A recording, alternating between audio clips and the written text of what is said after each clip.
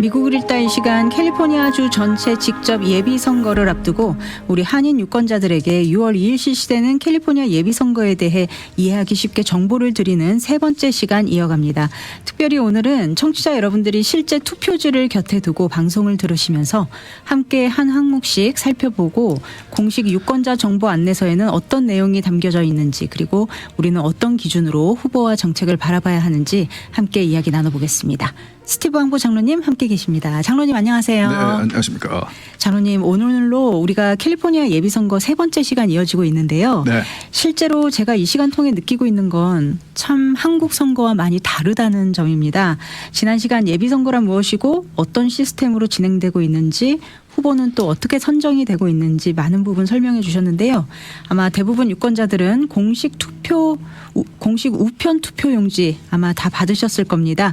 오늘 방송 듣고 계신 우리 청취자 유튜브 시청자 여러분들은 투표용지 열어서 보시면서 이 방송 함께 하시면 큰 도움이 되실 것 같습니다. 그래서 저도 이렇게 준비해 봤습니다, 장로님. 네, 다 펴서 이렇게 가지고 있는데요. 네, 오늘 우리 청취자 여러분들도 함께 공식 우편 투표용지 열어서 함께 저희 팔로우 하시면서 이야기 나눠보면 좋을 것 같습니다. 예, 다들 그 우편 그 투표지를 받으셨는데, 네. 투표를 열심히 하시는 분들은 보통 투표지가 도착하기 전에 미리 다 준비를 해놓고 읽을 거 다 읽어놓고 조사할 거 다 조사해놓고 첫 주말, 이번 주말이 첫 주말이죠. 네. 첫 주말에 투표를 하고 보냅니다. 네. 그래서 언제 사람들이 투표를 많이 하나라고 조사한 것을 보면은 첫 주말에 굉장히 많은 분이 투표를 합니다. 그리고 마지막 주말에 가서 이제 하시는 분이 많이 계시고, 네. 그리고 그 중간에는 많은 분들이 투표를 잘 안 합니다. 왜냐하면 바쁘기 때문에 우리가 잊어버리거든요. 네. 그래서 가능하면 여러분들, 제가 오늘도 이 그 첫 주말을 앞두고 내용을 설명해 드리는 이유도 이번 주말에 가능하시면은 투표를 하시고 하시는 것이 좋지 않겠나 생각을 해서 네. 그렇습니다. 여러분들이 유권자 등록을 하시고 투표를 열심히 하셨으면은 아마 전화가 불이 날 겁니다. 네. 텍스트라든지 이메일이라든지 여러 방면에서 각종 후보들이 각종 그 캠페인 진행해서 계속해서 전에는 우편물로 많이 그 홍보물을 보냈는데 요즘은 이제 텍스트로 많이 보내는 것 같아요. 네. 예, 그래서 자꾸 이제 그 우편값도 올라가고 그러니까 비용이 많이 들거든요. 네. 그래서 클수록 그러니까 주지사 선거에 출마한 한 부자는, 민주당 소속의 한 부자는 벌써 1억 불을 썼습니다. 자기 돈이요. 그렇군요. 엄청난 돈을 썼습니다. 엄청난 돈을 예. 썼네요. 그러니까 네. 이 캠페인하는 것이 굉장히 돈이 많이 들죠. 그래서 모든 저는 이제 오렌지 카운티에 사니까 저도 이제 오렌지 카운티 이 투표지를 받아서 가지고 왔는데, 네. LA 카운티 투표지를 보니까 또 훨씬 더 길더라고요. 굉장히 더 그래요? 많아요. 복잡해요. 네. 그래서 제가 오늘 그 가이드를 해드리면서 몇 가지 설명해 줄 수 있는 것은 제가 설명해 드리고, 나머지 것들은 제가 원칙을 들여서 여러분들이 이미 마음으로 정하신 후보들도 있을 것이고 네. 그럴 텐데 참고하셔서 제가 지금까지 오랫동안 양정당의 정책의 차이, 방향의 차이에 대해서 그들이 쓰는 정책의 차이에 대해서 계속 설명을 해드렸으니까 저의 생각과 동의를 하시면은 제가 말씀드린 것을 참고하시고, 혹은 또 여러분들께서 이미 정하신 후보나 있으면은 뭐 이렇게 원하시는 대로 투표를 하시면 될 것 같습니다. 네. 제가 말씀을 드린 것은 지금까지 방송에 오면서 그 양 정당이 쓰고 있는 정책에 대해서 제가 설명해 드린 것은 이 보건 방송의 방송이기 때문에 성경적인 관점에서 볼 때 어느 정당이 이 미국의 헌법에 명시되어 있는 나의 자유와 나의 살 권리와 행복을 추구할 권리와 이런 모든 것들, 헌법으로 명시되어 있는 하나님으로부터 왔다는 그런 권리들과 자유들을 지켜주는 정당인가 파괴하는 정당인가, 네. 나의 신앙의 자유를 지켜주는 정당인가 파괴하는 정당인가, 하나님께서 나에게 맡기신 가정과 자녀들을 지켜주는 정당인가 파괴하는 정당인가, 이런 것들을 그 기준 삼아서 우리가 제가 계속해서 반복적으로 말씀드리고 같이 정치적인 후보나 정당은 선택의 대상이지 충성의 대상이 아니다. 지금 캘리포니아가 이렇게까지, 캘리포니아는 정말 기후도 좋고 여러 가지 면에서 참 매력적인 그런 주이지만은 계속해서 어려움이 있고 홈레스가 자꾸 늘어나고 마약 중독자들이 늘어나고 계속 이렇게 문제가 있는 것은 지금 이 캘리포니아 주 정부를 압도적으로 장악하고 있는 한 정당의 정책이 그러하기 때문입니다. 네. 이 캘리포니아는 굉장히 이 기술적으로도 테크니컬하게도 굉장히 혁신적인 그런 기업들도 많고 부자 기업들도 많고 훌륭한 주지만은 정책에 따라서 이 주가 성공적인 주가 될 수도 있고 실패하는 주가 될 수도 있고 여러분의 관점이 있으시겠죠. 네. 그렇기 때문에 여러분이 판단을 하셔서 투표를 하시면 될 것 같습니다. 네. 우선 투표를 몇 가지 생각할 수 있는데 첫째는 statewide 주 전체가 지역구로 나눠진 것이 아니고 캘리포니아 스테이트 전체가 지역구인 선거가 있습니다. 그래서 주지사, 부지사 등등 해서 8개 정도의 선거가 있습니다. 그것에 대해서는 제가 투표하는 그런 후보들을 제가 말씀해 드리겠습니다. 네. 그리고 조금 더 분산된 그런 지역구들이 있는 선거들이 있습니다. 그것은 연방 하원 선거.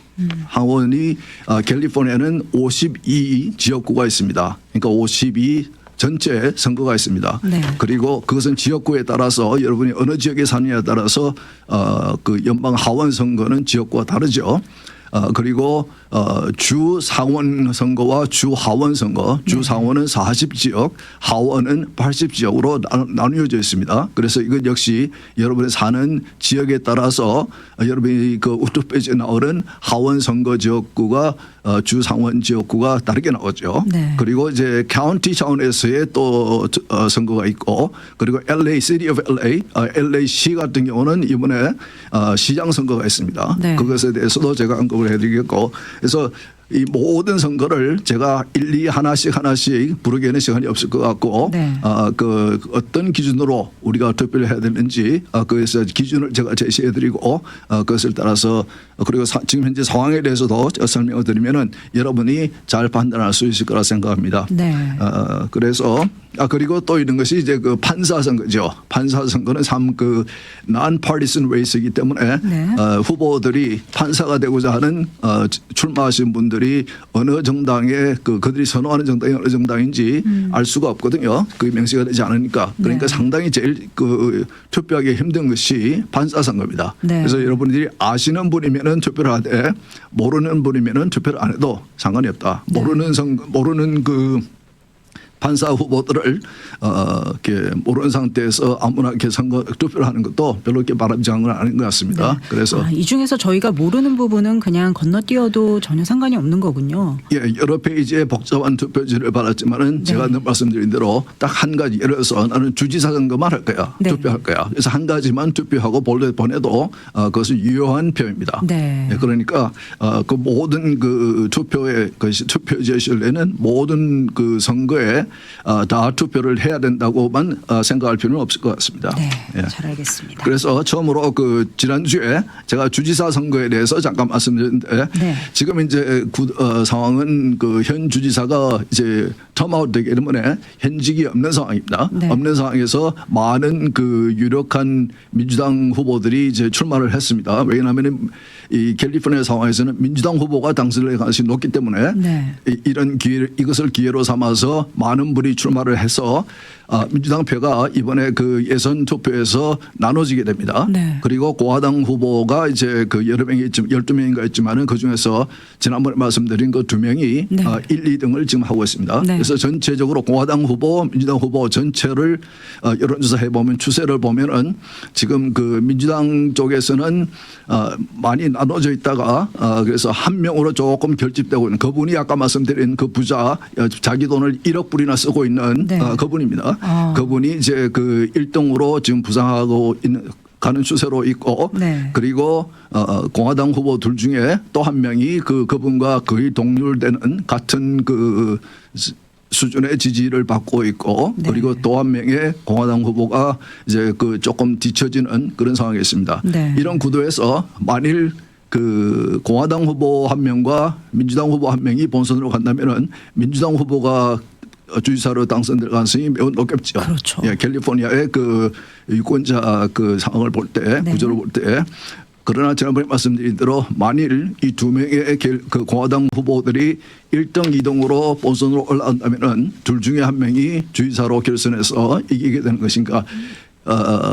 이 캘리포니아에서 공화당 후보가 이번에 주지사로 당선되는 가장 가능성이 있는 상황이 그런 상황이겠죠. 네. 그러나 지금 현재 그 민주당 후보 그분이 굉장히 많은 돈을 쓰면서 지금 이제 빨리 속도로 부상을 하고 있기 때문에 네. 거기는 쉽지 않겠다라는 그런 생각도 들기도 합니다. 네. 그래서 그럴 경우에는 민주당 후보가 둘이 올라가서 결국은 민주당 후보가 되는 것보다는 한 명의 공화당과 한 명의 민주당이 올라가는 것이 조금 더 현실적이지 않을까 그렇게 생각하는 분도 계십니다. 네. 그런 차원에서 지난번에 말씀드린 대로 공화당 후보 물론 여러분 가운데 지금 그 캘리포니아를 운영하고 있는 절대적인 권력을 가지고 있는 민주당이 잘하고 있다고 생각하신다면은 그런 민주당 후보를 찍겠죠. 네. 그러나 제가 그들이 쓰는 정책이 성경적인 가치관을 기준으로 해서 볼 때에 잘못된 부분들을 제가 지적해 드렸으니까 저와 생각이 같다 그러면은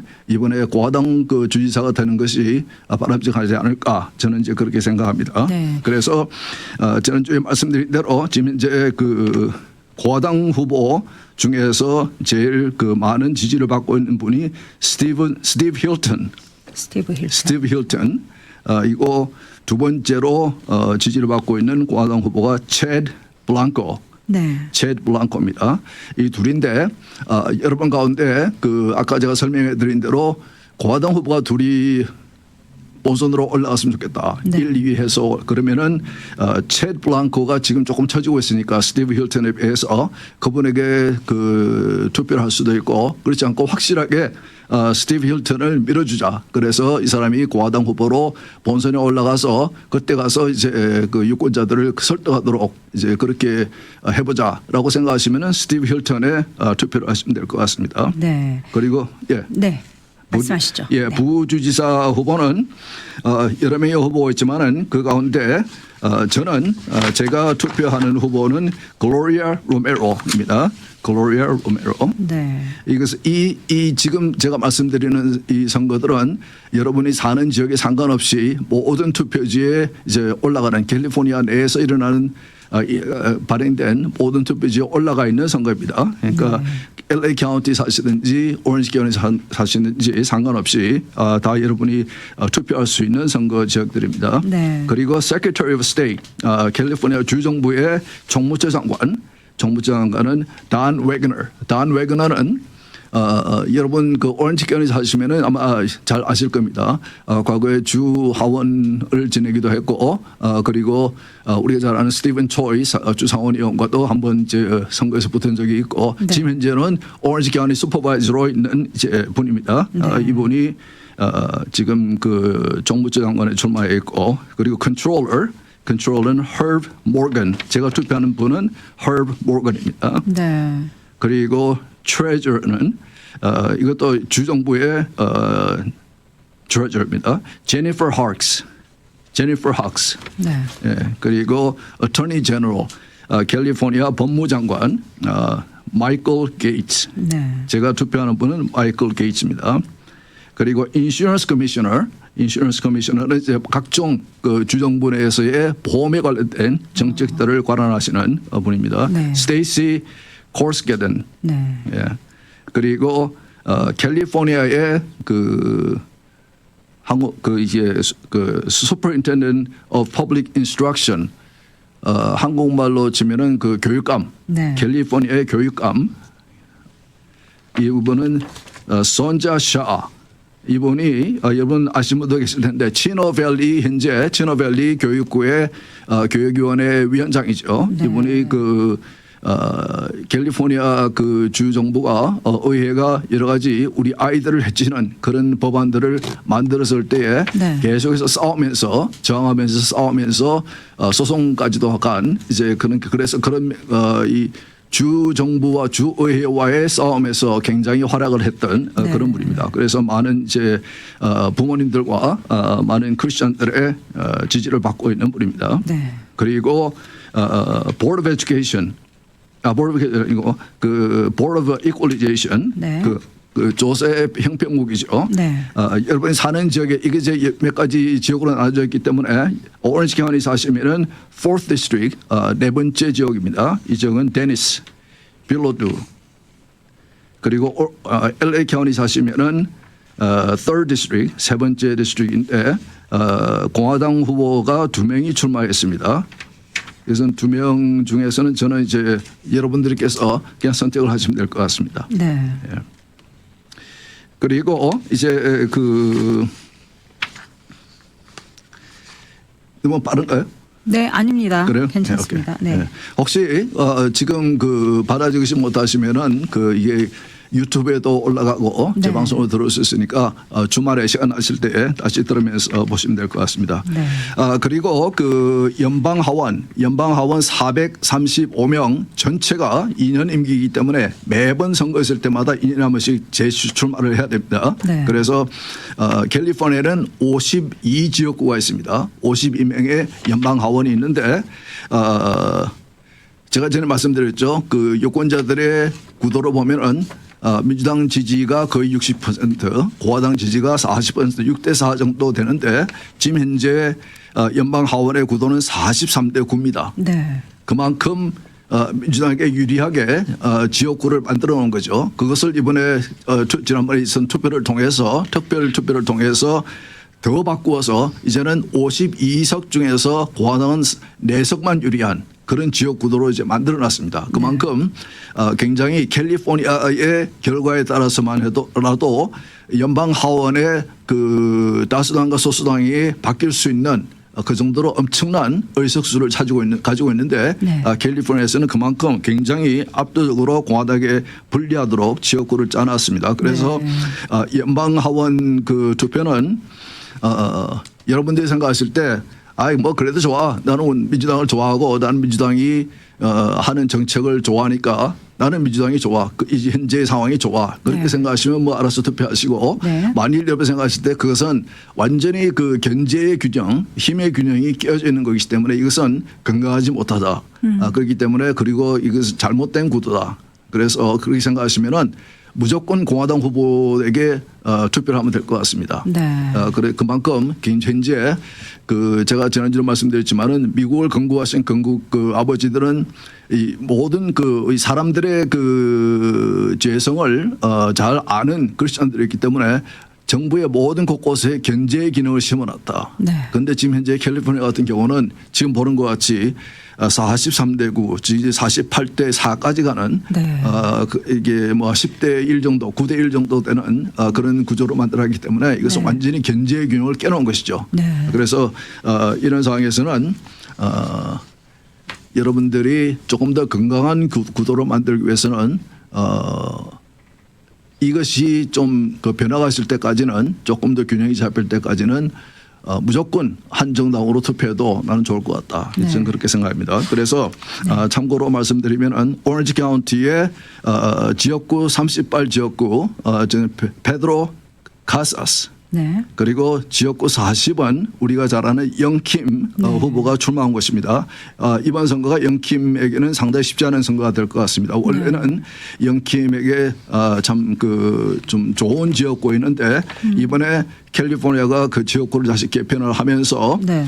통합이 되고 그러면서 옆에 있던 공화당 현직이 이쪽으로 옮겨왔습니다. 네. 옮겨와서 출마를 했기 때문에 두 공화당 현직이 이제 대결을 하는 그런 구도가 됐습니다. 네. 그리고 민주당 소속의 여성 한인 후보도 이제 이세 후보도 출마해 있고 상당히 지금 복잡한 구도가 되어 있는 그런 40 지역구 저는 영킴 후보가 확실한 크리스천이고 네. 크리스천의 가치관을 알고 있는 후보이기 때문에 이번에 3선에 도전을 하는데 저는 영킴 후보에게 제 지역구는 아니지만은 영킴 후보를 저는 지지합니다. 네. 그리고 41 지역구 미치 클레먼스 그리고 42 지역구 노아 밴 블럼 그리고 45 지역구 이 지역은 이제 옆에 세리토스라든지 이쪽을 LA 카운티와 오렌지 카운티를 거쳐 있는 네.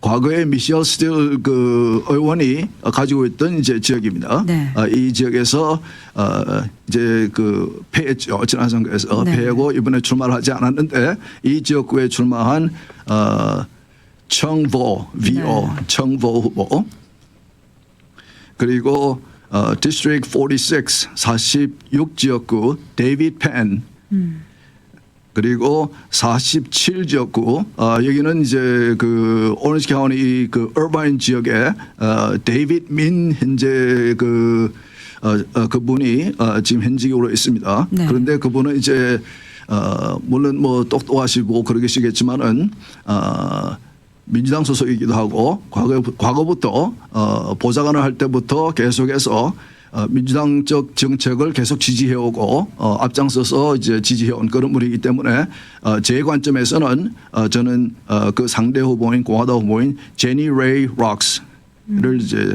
지지합니다. 네. 그리고 49지역구는 스타 파커 그리고 LA 카운티로 넘어가서 23지역구 제이 오버놀트 26지역구 마이클 코슬로 네.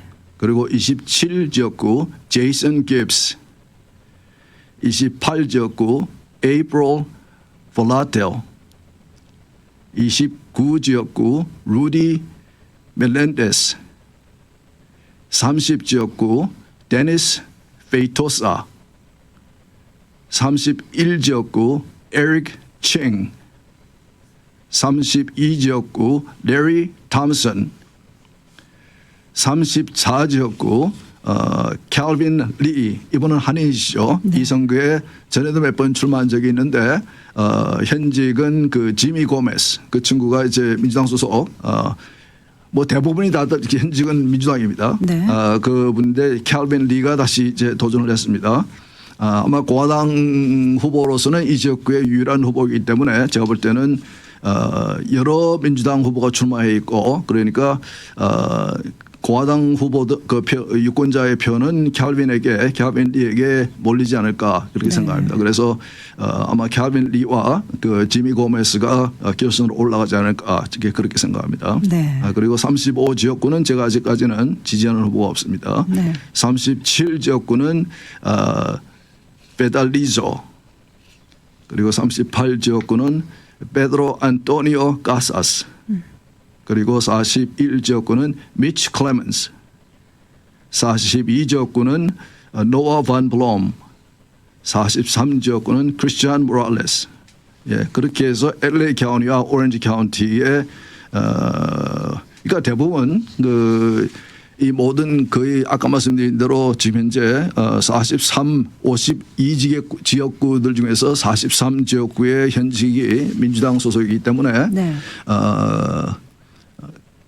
사실은 공화당 후보에게 투표를 해도 민주당 후보가 당선될 가능성이 매우 높다고 생각합니다. 그러나 어떤 의미가 있냐면은 그래도 이 민주당 후보와 공화당 후보의 표 차의 그 간격이 좁아지는 추세가 있으면은 굉장히 그 민주당 측에서도 조심스러울 수밖에 없는 그리고 후보와 현직들도 조심스럽게 정책을 쓸 수밖에 없는 그런 상황으로 몰아가는 것이기 때문에 네. 완전히 전체적으로 볼 때는 캘리포니아 내에서 그 연방 하원의 그 힘의 그 구도가 이 견제의 기능이 깨어져 있지만은 그런 면에서 의미가 있다. 그래서 결국은 민주당이 원하는 대로 거의 뭐 52석 가운데 48석을 가져가는 그런 비슷한 결과가 나오겠지만은 네. 중요한 것은 여러분이 투표를 해서 그 양 진영 간의 그 표 차이를 줄여주는 것이 중요하다. 네. 그렇게 생각합니다. 그리고 시간이 벌써 많이 갔는데 네. 주 상원과 주 하원은 제가 직접 읽지는 않겠지만은 네. 제가 설명드린 그대로 그 지금 현재 그 주 상원과 주 하원, 상원에서 40석, 하원에 80석 보면은 민주당이 75%, 공화당이 25% 정확합니다. 똑같아요. 네. 상원도 하원도 민주당은 75%, 공화당은 25%입니다. 그래서 정치적으로서는 그 의회 상원도 하원도 공화당의 그 25% 의석수가 아무런 의미가 없습니다. 네.